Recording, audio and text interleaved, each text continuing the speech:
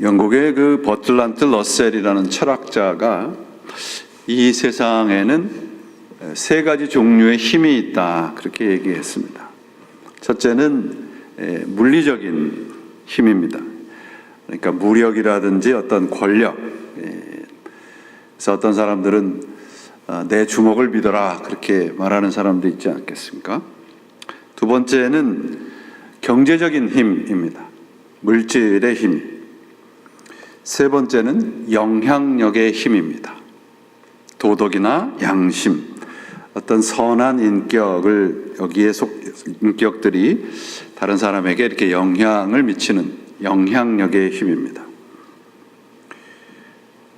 교회는 어떤 힘을 가져야 됩니까? 물리적인 힘입니까? 아니면 물질의 힘입니까? 아니면 영향력의 힘입니까? 세 가지 다 가진다고 말씀하시지 말고요.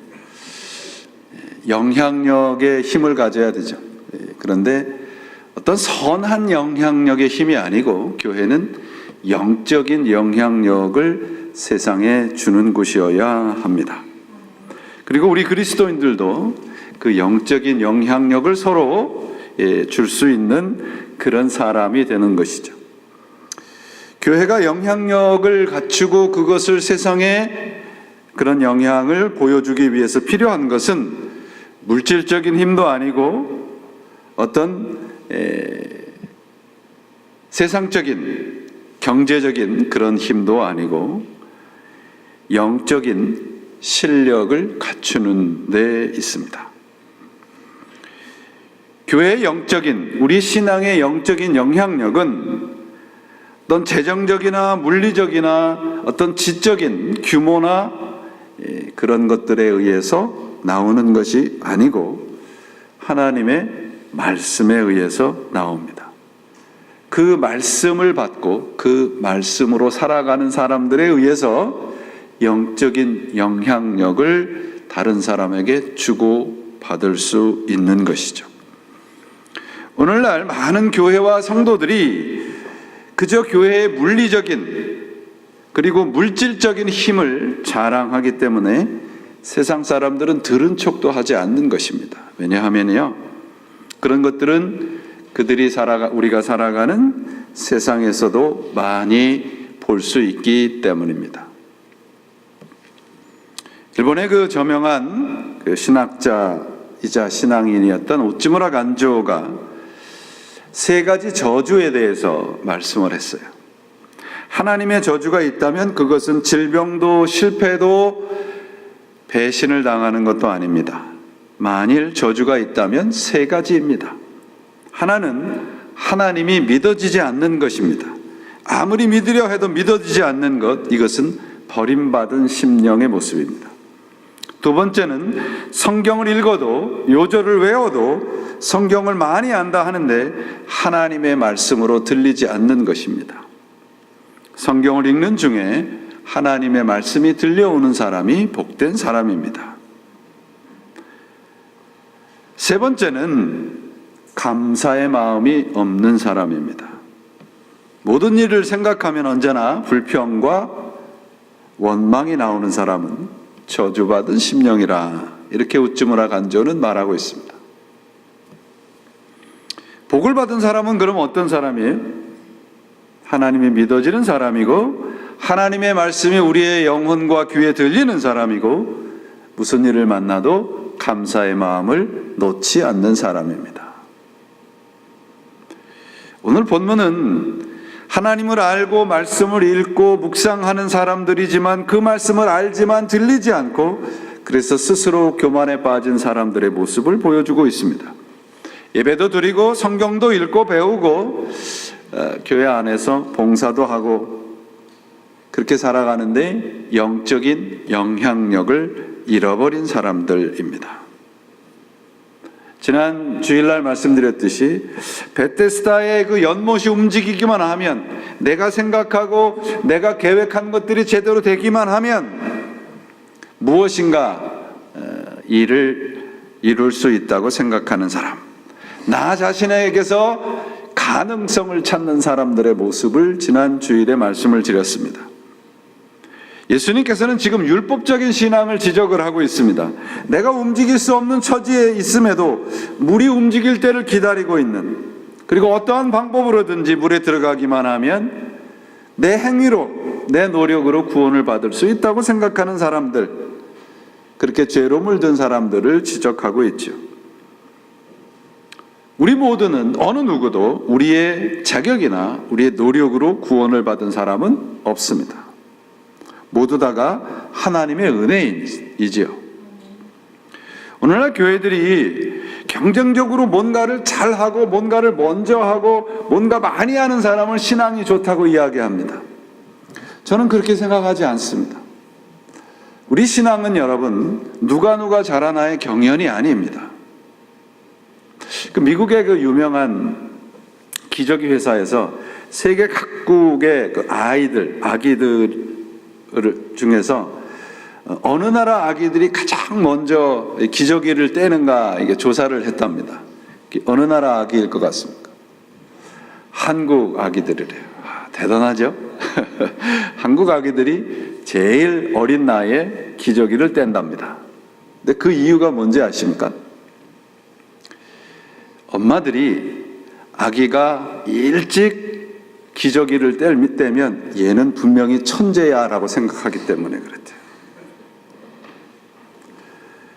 옆집 아이보다 먼저 기저귀를 뗀 것이 이 아이의 영재성의 증거라고 생각을 하기 때문에 엄마들이 앞다투어서 가능하면 빨리 기저귀를 떼게 만든다는 것이죠. 아기의 기저귀를 놓고도 경쟁하고 있는 우리의 씁쓸한 현실을 보여주는 것 같아서 좀 마음이 착잡했습니다. 우리의 교회들은 어떤가요, 여러분? 우리 교회는 여러분, 내 선함이나 능력이나 물질이나 재능이나 신앙의 연수를 자랑하는 곳이 되어서는 안 됩니다. 그건 교회의 자랑거리가 될 수 없어요. 마치 베데스다 목가에서 38년 평생 동안 아무것도 하지 않고 움직이지도 못하는데 물이 동하면 내가 먼저 들어가는 사람이 내 병이 낫는다고 생각하는 것처럼 교회도 그런 것이 아닙니다. 누구보다 먼저, 누구보다 빨리, 누구보다 많이, 이건 교회가 지향해야 할 목표는 되어서는 안 됩니다. 믿음이 좋은 사람은 여러분, 하나님의 은혜에 항복하는 사람이에요. 교회는 교회주의자를 만드는 곳이 아니고 예수를 닮은 존재들을 만드는 곳이어야 합니다. 그게 좋은 교회입니다. 베데스다 연못 사건이 우리들에게 전해주는 그 핵심되는 메시지가 뭐냐 하면, 그 연못에 들어가는 행위가 중요한 게 아니고 예수님이 네가 지금 낫고자 하느냐 했을 때 제대로 응답하는 것이 필요하다는 것이에요. 여러분, 우리가 예수님께서 우리들에게 묻는 질문이 뭡니까? 예수님께서 이렇게 찾아오셔서 가장 먼저 우리들에게 하는 질문이 뭐겠습니까? 부자 되고 싶니? 그렇게 물으실 것 같아요? 내가 정말 구원받는 사람이 되고 싶니? 이렇게 물으실 거 아니겠습니까? 그럼 뭐라고 대답을 하겠습니까? 아멘이라고 대답을 해야죠. 오늘날 우리 교회들이 예수님의 질문을 다 왜곡시켜버렸어요. 예수님이 찾아오셔서 부자도 만들어준다 그러고 건강하게 만들어준다 그러고 세상에서 형통하게 만들어준다 그래요. 그거 다 거짓말이에요, 여러분. 예수님께서는 단 한 번도 그런 말씀을 하신 적이 없단 말이죠. 성경에 분명히 말씀하고 계시잖아요. 그래서 여러분, 신자는 예수님께서 그 질문을 하셨을 때 베데스다 목가에 38년 된 병자처럼 엉뚱한 대답을 할 것이 아니라 올바른 대답을 해야 됩니다. 내 생각을 말하는 것이 아니라 예수님의 대답에 올바른 응답을 할 줄 아는 것, 그게 참된 신앙의 모습입니다. 그런 사람들은 어떤 사람들인가? 내 안에 있는 가능성을 믿지 않고 하나님 앞에 항복하는 사람들이에요. 내 안에 가능성을 믿는 사람들은 언제나 엉뚱한 대답을 합니다. 신앙은 하나님의 가능성에 항복하는 거예요. 율법이 무익하다, 이 말은 그 율법 자체가 무익하다는 말이기도 하지만 우리 안에 가능성이 없다는 것입니다. 예수를 믿으면서도 왜 교회 안에서나 밖에서나 예수 믿는 사람들이 서로 사랑하지 못하고 서로 이렇게 자꾸 경쟁적인 모습들을 가지고 가는가? 그러면 아직도 내가 살아있기 때문 아닌가요?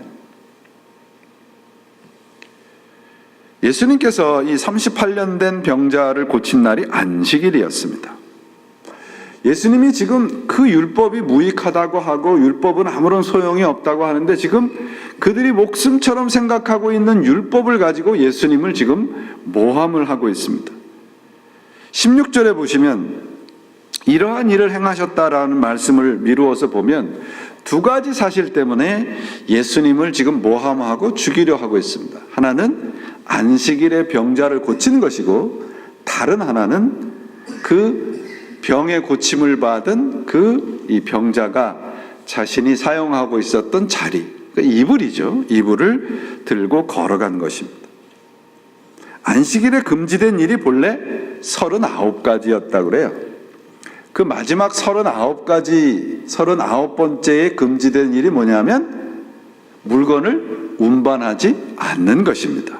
짐을 안식일에는 운반하지 못하게 되어 있어요. 그런데 생명의 위협이나 생명을 보호하는 일을 위해서는 예외로 인정이 되었단 말이죠.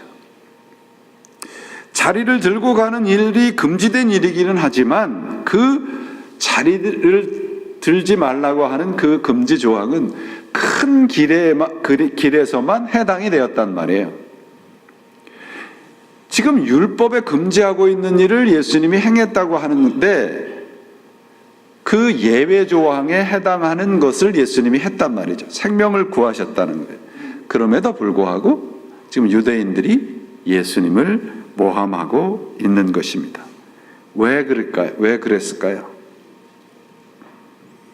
율법에 능통한 유대인들이, 바리새인들이 예외 조항을 몰라서 그랬을까요? 아닙니다. 이것은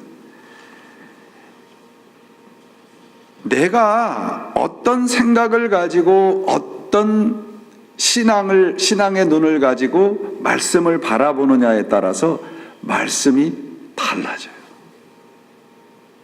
이들은 자신이 가지고 있었던 기득권, 세상적인 힘을 유지하기 위한 그런 눈으로 하나님의 말씀을 바라보니까 결국은 그 말씀이 예수님을 죽이는 말씀이 되었다는 것입니다. 내가 무엇을 원하고 필요하느냐에 따라서 하나님의 말씀을 제대로 볼 수 없게 되는 경우가 많이 있습니다. 우리가 이기심과 욕망이라고 하는 것이 우리의 신앙의 불순물로 첨가될 때 그런 눈으로 하나님의 말씀을 바라보면 제대로 보이지가 않습니다. 이들이 이처럼 목숨처럼 생각하고 있는 안식일의 신앙적인 근거는 우리가 너무도 잘 압니다. 예수님께서 6일 동안 창조를 다 하시고 7일째 쉬셨습니다. 여러분, 그럼 생각해 보세요. 하나님께서 6일 동안 모든 걸 다 하시고 7일째 쉬셨죠. 그럼 그 다음 날은 뭐 하셨을까요? 8일째 되는 날은 뭐 하셨을까요? 생각해 보신 적이 없으세요? 아니, 생각해 보세요. 6일 동안 창조를 다 하시고 7일째 쉬우셨어요.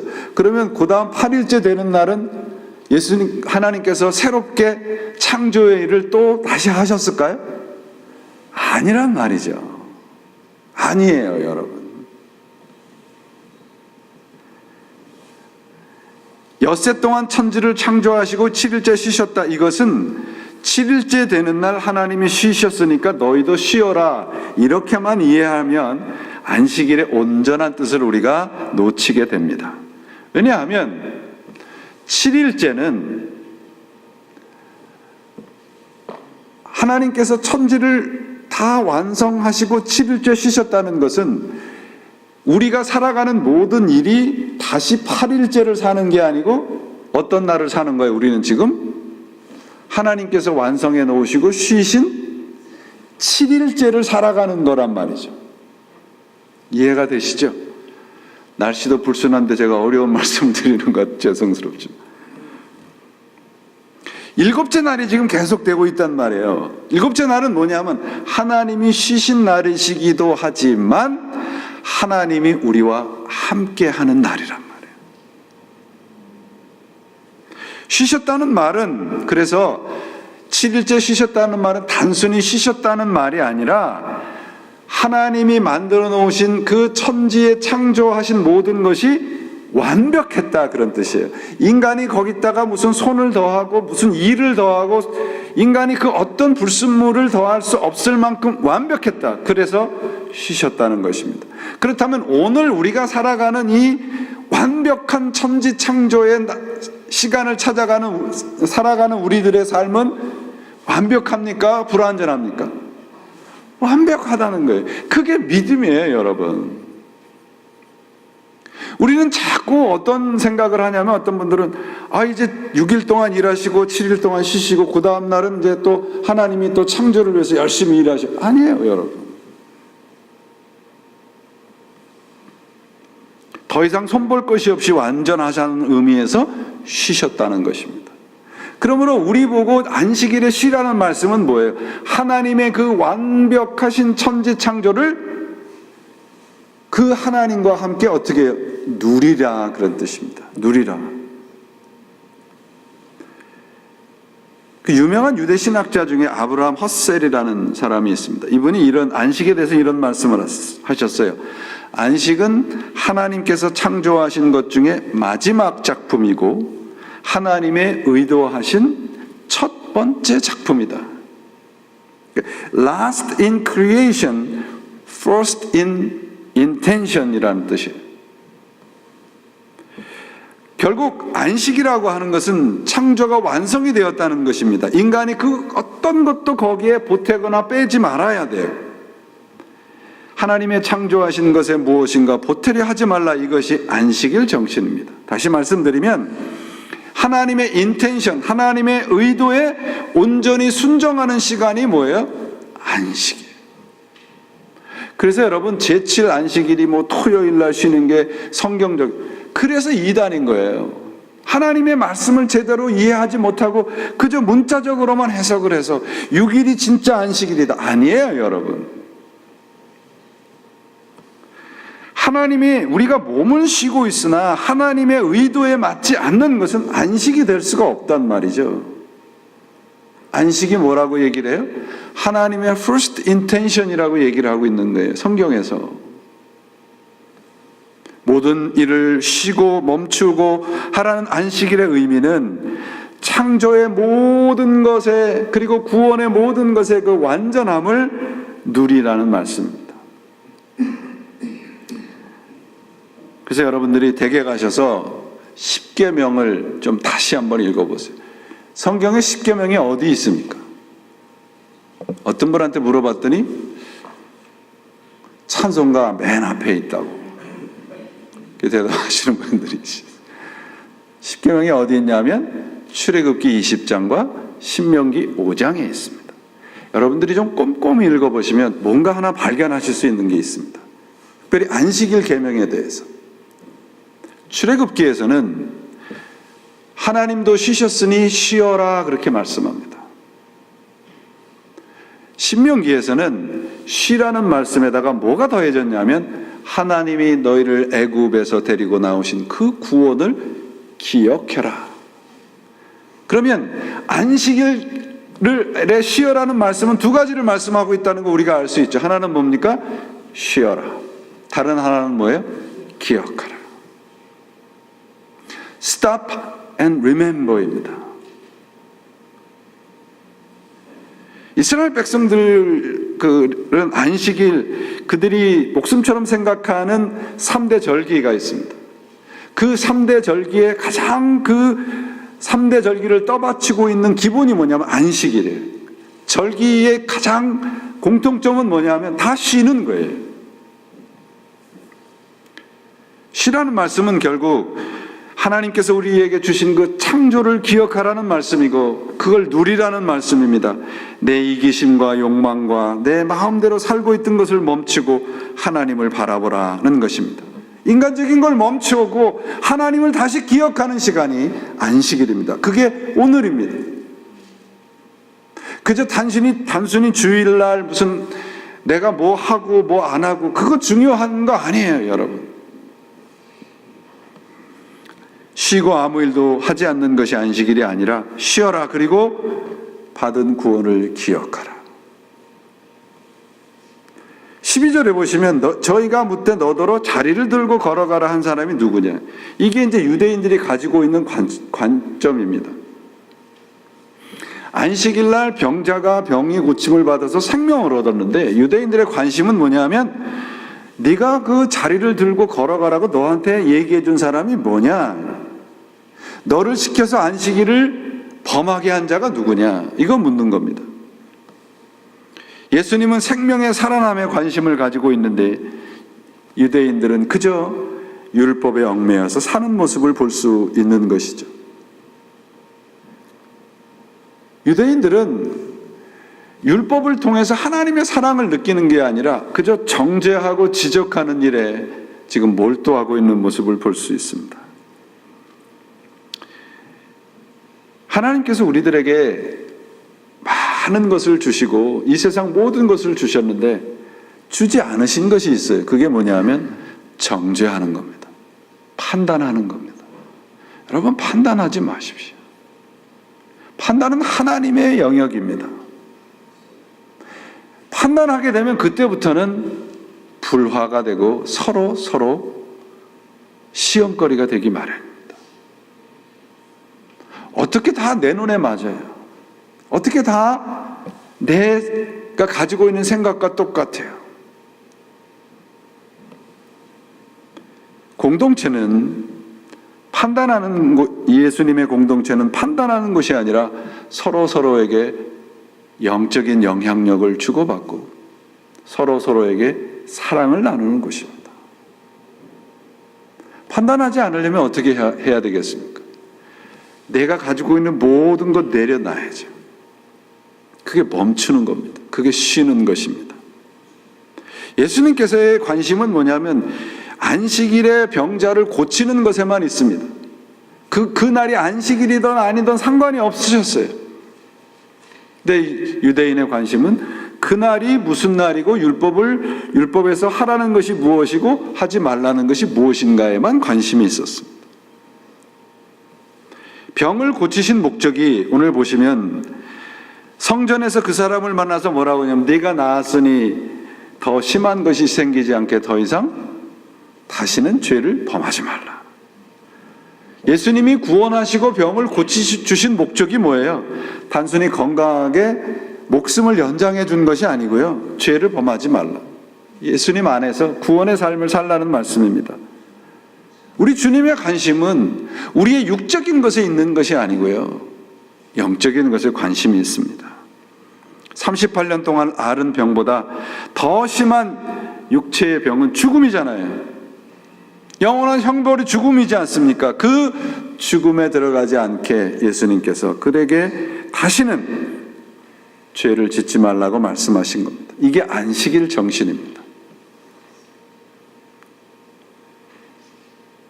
안식일의 율법은 그러므로 하나님의 사랑과 우리가 하나님에 대한 절대적인 순종이 완성되는 것입니다. 어거스틴이 이런 말을 했어요. 큰 안식일에 우리는 쉬고 볼 것이며 보고 사랑하며 사랑하고 찬양할 것이다. 오늘 우리가 주일 예배를 드리고 있는데 바로 서로 사랑하고 서로 찬양하고 서로 쉼을 얻는 그런 날이 진정한 주일입니다. 캐나다의 그 리전트 칼리지의 영성신학을 가리키는 마르바 단이라고 하는 교수님이 쓴 책이 안식이라는 책이 있는데, 그분이 안식의 4단계를 얘기를 했는데 참 성경적인 그런 가르침이라는 생각이 듭니다. 첫째는 stop입니다. stop. 멈추는 거예요. 단순히 일하던 걸 멈추는 게 아니고 내 안에 있는 염려, 근심, 불안, 이기심, 욕심 이런 것을 멈추는 거예요. 두 번째는 쉬는 겁니다. Rest in God. 정신적, 육체적, 영적, 사회적인 휴식을 하라는 것입니다. 세 번째는 acceptance예요. 받아들이는 것입니다. 나를 향한 하나님의 부르심과 하나님의 의도와 하나님의 뜻, 내 생각을 버리고 하나님의 의도와 생각을 받아들이는 것, 그게 안식이에요. 그것이 내 뜻과 다를지라도 하나님의 그 말씀을 받아들일 때만 거기에서 진정한 안식이 있다는 것이죠. 네 번째는 celebration, worship입니다. 서로를 축복하고 하나님을 예배하는 celebration, 이것이 진정한 안식이라는 것이죠. Stop, rest in God, acceptance and worship. 우리가 매주일 드리는 이 예배가 우리의 세상적이고 세속적인 생각과 태도 이런 것들의 멈춤의 시간인지, 참된 쉼과 그런 것들을 내려놓고 하나님의 말씀을 받아들이고 그 모든 것을 품고 그 모든 것을 함께 기쁨으로 하나님의 예수 그리스도의 부활하심을 서로 축복하는 시간이 오늘 우리의 드리는 예배가 되어야 될 것입니다. 여러분, 우리 모두는 먹기 위해서 삽니까? 살기 위해서 먹습니까?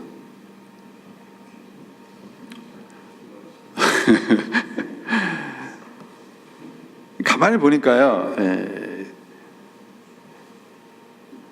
살기 위해서 먹다가 좀 형편이 펴지면 먹기 위해서 사는 것 같아요. 그죠?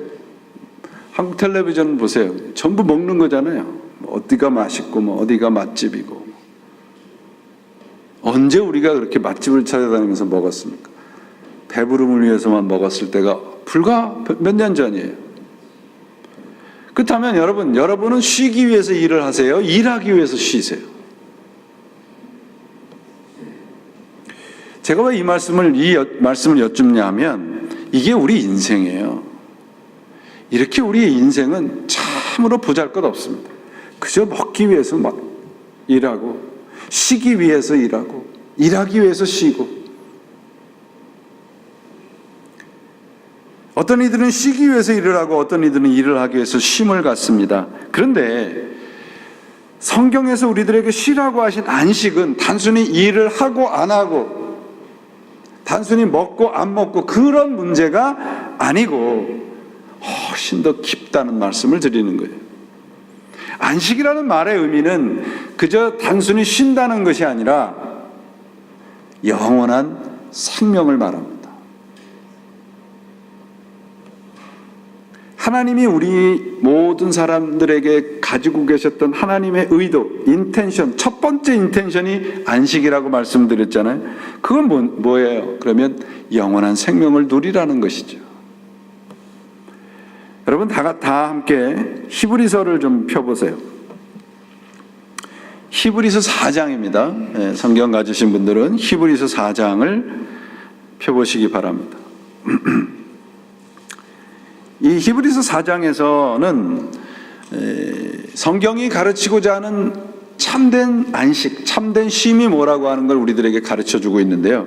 히브리서는 흩어져서 정말 로마와 그 이방 사람들에 의해서 이 핍박을 받고 있었던 교인들에게 쓴 책입니다.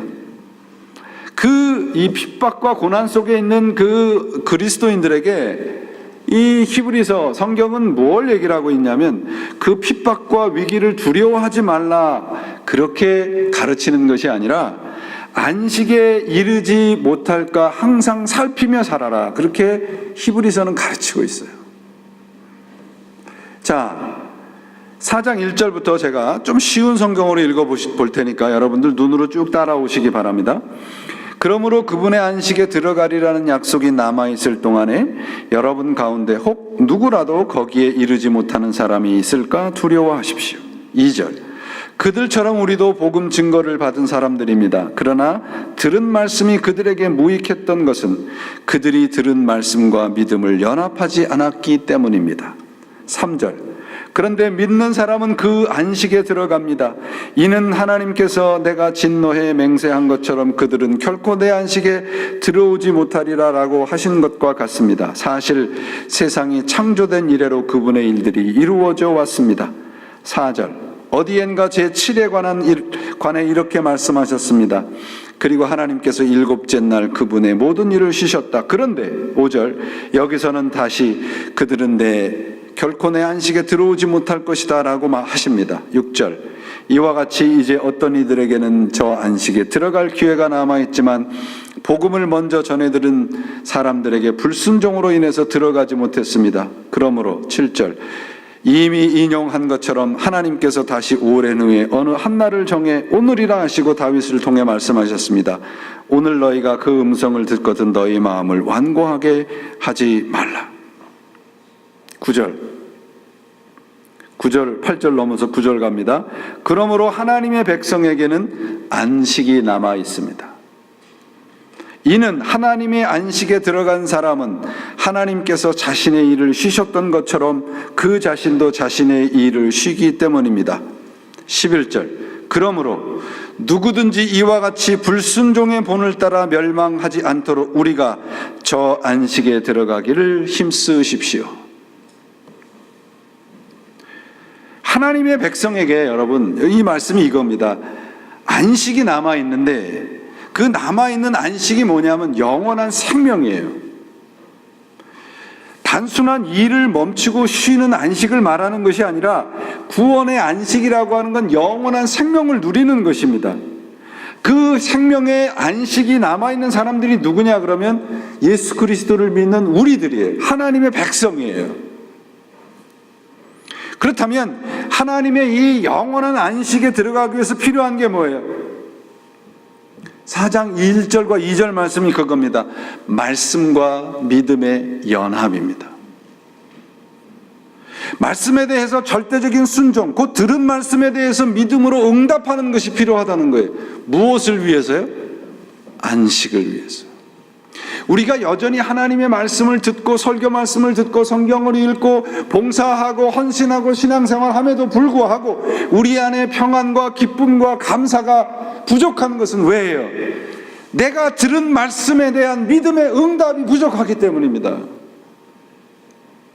우리가 안식이라고 하는 게 단순히 그저 일을 멈추고 쉬는 것이라고만 생각을 하기 때문에 이 말씀에 대한 중요성을 자꾸 놓친단 말이에요, 여러분.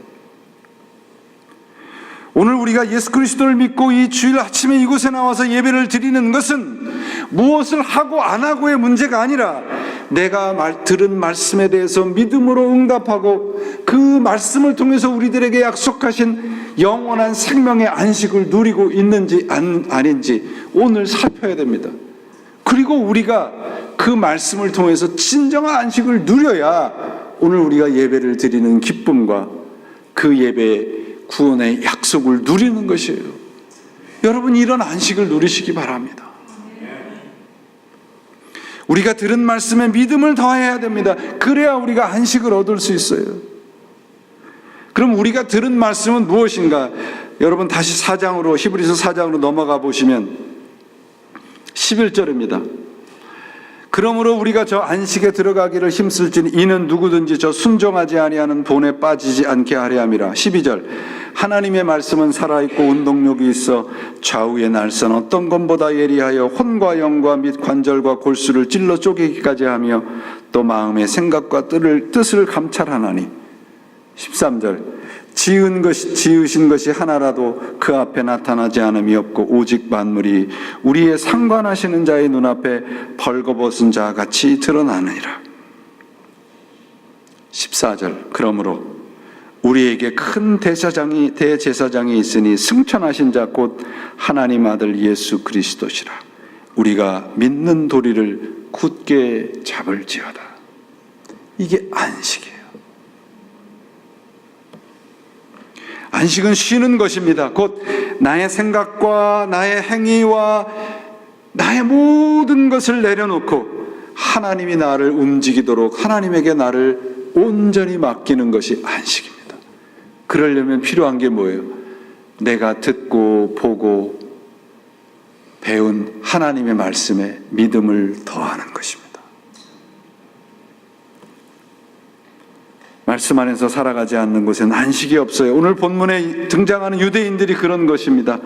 오늘 우리가 해야 할 일은 나의 것을 멈추고 하나님의 말씀에 믿음을 더하는 것입니다. 오늘 우리가 예배를 드리는 것은 들은 말씀에 믿음을 더하는 사건이 일어나는 시간이 되어야 될 줄 믿습니다. 믿음과 말씀의 연합이 오늘 이 자리 이 시간에 여러분들 영혼 속에 일어나시길 바랍니다. 말씀에 믿음을 더하는 사건이 일어나지 않는 예배는 안식이 없습니다. 구원의 역사가 사라진 예배가 될 수 있습니다. 38년 된 병자에게 예수님께서 말씀하십니다. 보라, 나았으니 더 심한 것이 생기지 않게 다시는 죄를 범하지 말라. 다시는 죄를 범하지 말라. 나쁜 짓 하지 말라는 말이 아니에요. 다시는 내 마음대로 살지 말라는 거예요. 말씀에 믿음을 더하라는 말씀입니다. 죄는 하나님 말씀대로, 내 말씀 대신에 내 마음대로 사는 것이잖아요. 예수님의 말씀으로 병이 나았습니다. 우리가 구원을 받았습니다. 말씀을 들었습니다. 우리가 해야 할 일은 예수님께서 우리에게 말씀하신 그 말씀, 치유와 회복의 말씀에 우리의 믿음을 더하는 삶을 사는 것입니다. 이것이 안식일에 일어난 것은요, 우연한 것이 아닙니다. 참된 안식은 들은 말씀대로, 들은 말씀에 믿음을 더하며 사는 것입니다. 바라고 기도하기는 오늘 우리 모두가 우리 교회 안에 이 예배에 하나님의 선포된 말씀을 들은 우리들에게 믿음으로 응답하는 사건이 일어나시기를 바랍니다. 오늘 우리는 여기에 단순히 쉬기 위해서, 마음의 위로를 받기 위해서 이곳에 모이지 않았습니다. 말씀에 대한 응답이 있고 들은 말씀은 믿음으로 답하기 위해서 오늘 이곳에 있는 줄 믿습니다. 하나님의 말씀에 믿음을 더하는 그곳에만 참된 쉼이 있기 때문입니다. 우리 잘 아는 너무도 유명한 말씀 있잖아요. 수고하고 무거운 짐진 자들아, 다 내게로 오라. 내가 너희를 쉬게 하리라. 이 마태복음 11장 전체적인 배경 속에 이 말씀이 나온 배경을 메시지 성경을 보니까 참 잘 번역을 해놨어요. 제가 읽어볼게요. 11장 28절부터 30절 말씀입니다. 마태복음. 너희는 피곤하고 지쳤느냐? 종교 생활에 탈진했느냐? 나에게로 오너라. 나와 함께 길을 나서면 너희 삶은 회복될 것이다. 내가 너희에게 제대로 쉬는 법을 가르쳐 주겠다. 나와 함께 걷고 나와 함께 일하여라. 내가 어떻게 하는지 잘 보아라. 자연스러운 은혜의 리듬을 배워라. 나는 너희에게 무겁거나 맞지 않는 짐을 지우지 않는다. 나와 함께 있으면 자유롭고 가볍게 사는 법을 배우게 될 것이다. 주님 우리에게 오늘 말씀하십니다. 다시는 죄를 짓지 말라. 말씀에 따라 살라는 것입니다. 그분과 더불어 유진 피터슨 목사님의 이 메시지 성경에서 번역한 대로 하나님의 은혜의 리듬에 맞추는 삶을 살아가시는 것이 진정한 안식입니다. 우리 모두에게 이런 안식이 있으시기를 바라고, 이것이 주일날 예배를 드리는 정신이고 안식일 정신입니다. 여러분, 그러면 구체적으로 이 주일에 안식일의 정신, 안식의 정신으로 드리는 예배가 무엇일까요? 거창한 일이 아니고요, 나 한 사람 때문에 예수 믿고 싶어지고, 나 한 사람 때문에 우리 교회 오고 싶고, 나 한 사람 때문에 봉사하고 싶고, 나 한 사람 때문에 성경 말씀 붙잡고 싶고, 그런 것이 안식의 삶을 사는 사람들의 모습입니다. 우리 교회에 이런 일들이 풍성하게 일어나시기를 바랍니다. 하나님의 말씀을 듣고 우리의 모든 것을 멈추십시오. 멈추고 하나님의 말씀을 듣고 믿음으로 답하는 진정한 주일의 사람으로 살아가시기를 바랍니다. 사랑하는 여러분, 오늘이 주일입니다. 우리 모두 동일하게 하나님의 말씀을 들었습니다. 이제 우리 모두 하나님의 말씀에 믿음을 더하는 삶을 우리의 삶의 일상의 자리에서 살아가시기를 바랍니다. 우리의 자신 것을 멈추면 하나님의 위로와 하늘의 쉼이 보일 것입니다. 이것이 우리에게 안식을 주신 우리 주님의 생각입니다. 멈추고 주님의 말씀에 그 은혜의 리듬에 함께 맞추어 살아가는 여러분들 모두가 되시고, 올 한 해에는 진정한 하늘로부터 내리시는 쉼과 안식이 여러분들의 삶에, 여러분들 영혼에, 그리고 우리 교회 안에 풍성하게 넘치는 하나님의 말씀에 믿음을 더하는 놀라운 역사가 나타나시기를 예수님의 이름으로 축원을 드립니다. 기도하시겠습니다.